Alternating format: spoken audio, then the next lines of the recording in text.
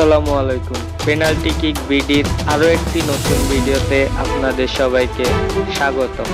Asian cup বাছাই পর্বে বাংলাদেশের প্রথম ম্যাচটি ভারতের বিপক্ষে আগামী 25 মার্চ অনুষ্ঠিত হবে।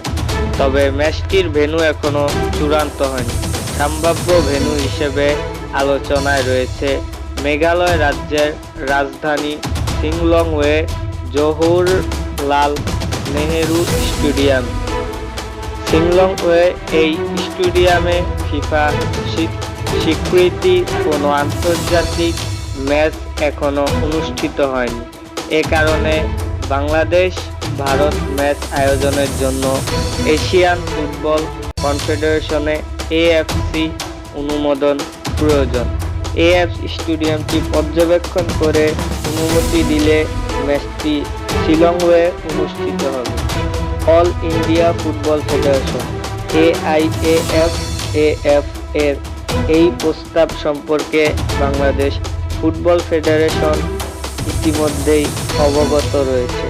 বাংলাদেশ জাতীয় ফুটবল দল 1980 সালে প্রথমবার এবং একবারের মতো এশিয়ান কাপে মূল পর্বে খেলার যোগ্যতা অর্জন করেছিলেন।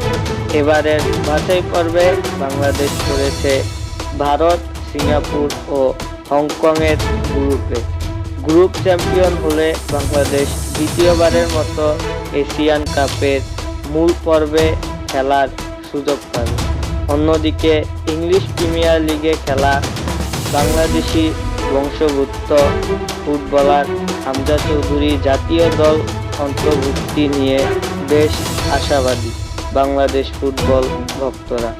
তার অন্তর্ভুক্তি দলের শক্তি বাড়াতে সহায়তা করবে বলে ধারণা করা হচ্ছে।